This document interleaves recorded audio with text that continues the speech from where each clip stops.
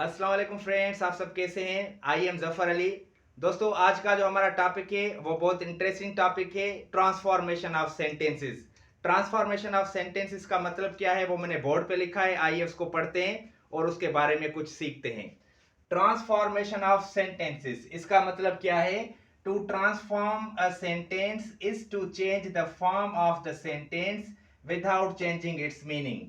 Transform का मतलब है कि आप सेंटेंस के फॉर्म को चेंज करें। यहाँ पे फॉर्म का मतलब है the words of the sentence.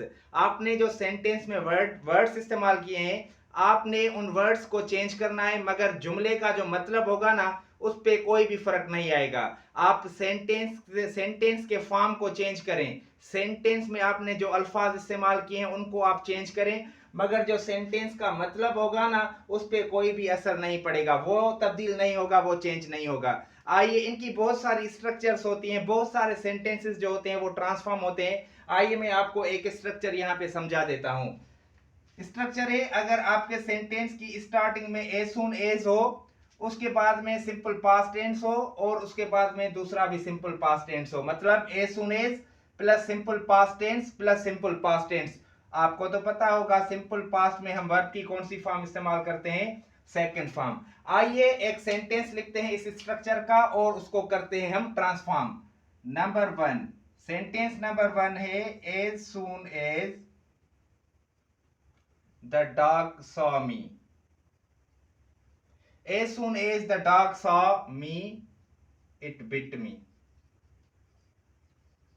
जैसे ही कुत्ते ने मुझे देखा तो उसने मुझे काटा। एज सून एज, उसके बाद हमने टेंस इस्तेमाल किया है simple past. Saw is the second form of see. It bit me, ये भी सिंपल पास्ट टेंस है, ये भी सिंपल पास्ट टेंस है। इसका मतलब है जैसे ही कुत्ते ने मुझे देखा तो उसने मुझे काटा।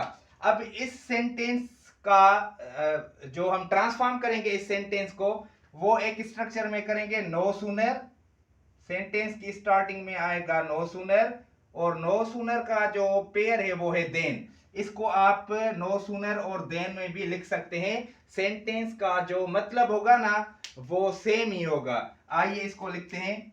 नंबर टू स्ट्रक्चर, आपको क्या करना है? एज सून एज की जगह आपने इस्तेमाल करना है नो सूनर। तो आइए इस्तेमाल करते हैं। हम यहाँ पे लिखेंगे नो सूनर। याद रखें, जब नो सूनर सेंटेंस की स्टार्टिंग में आएगा तो उसके बाद जो भी टेंस हमने इस्तेमाल किया है उसका हेल्पिंग वर्ब इस्तेमाल करेंगे। ये सिंपल पास्ट टेंस है, उसका हेल्पिंग वर्ब कौन सा है? डिड। डिड के बाद हम इस्तेमाल करेंगे सब्जेक्ट। सब्जेक्ट कौन है? The dog. और आपको पता है जब हेल्पिंग वर्ब डिड सब्जेक्ट के आगे आता है तो जो वर्ब का सेकंड फॉर्म होता है वो चेंज हो जाता है फर्स्ट फॉर्म में। जो सा है वर्ब, उसका फर्स्ट फॉर्म सी है, उसके बाद लगाएंगे मी। मैंने आपको बताया है नो सूनर सेंटेंस के आगे इस्तेमाल करेंगे तो उसका पेयर होगा देन। देन ये जो सेंटेंस है ना, इस पे कोई भी असर नहीं पड़ेगा, ये जैसा है वैसा ही लिखेंगे। देन इट बिट मी।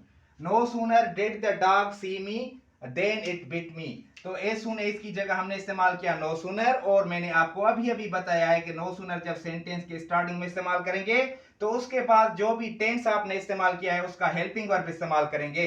ज्यादातर सिंपल पास्ट टेंस इस्तेमाल होता है, वरना पास्ट परफेक्ट भी आप इस्तेमाल कर सकते हैं। और उसके बाद सब्जेक्ट वर्ब सेकंड फॉर्म। अच्छा, इस सेंटेंस को आप एक और तरीके से भी ट्रांसफॉर्म कर सकते हैं। आपको क्या करना है? नो सूनर की जगह आप इस्तेमाल करेंगे हार्डली, और हार्डली का जो पेयर होता है वो होता है वेन। नो सूनर का पेयर होता है देन, और हार्डली का जो पेयर होता है वो होता है वेन। मतलब कि आप नो सूनर की जगह हार्डली और देन की जगह वेन इस्तेमाल कर सकते हैं। सेंटेंस का जो मतलब होगा ना, उस पर कोई भी फर्क नहीं आएगा। नो सूनर की जगह हमने क्या लिखना है? Hardly did the dog see me when it bit me. Sentence का मतलब वही है, जैसे ही कुत्ते ने मुझे देखा तो उसने मुझे काटा। हार्डली, उसके बाद helping verb did, the subject आएगा द डॉग, उसके बाद वर्ब फर्स्ट फॉर्म, ऑब्जेक्ट, उसके बाद वेन। आपने जो पॉइंट्स याद करनी है इस टॉपिक में वो ये है कि नो सूनर जब भी सेंटेंस की स्टार्टिंग में आए तो उसके बाद जो भी आप टेंस इस्तेमाल करेंगे पहले उसका हेल्पिंग वर्ब इस्तेमाल करेंगे। और दूसरी पॉइंट है, नो सूनर का जो पेयर होता है वो होता है देन।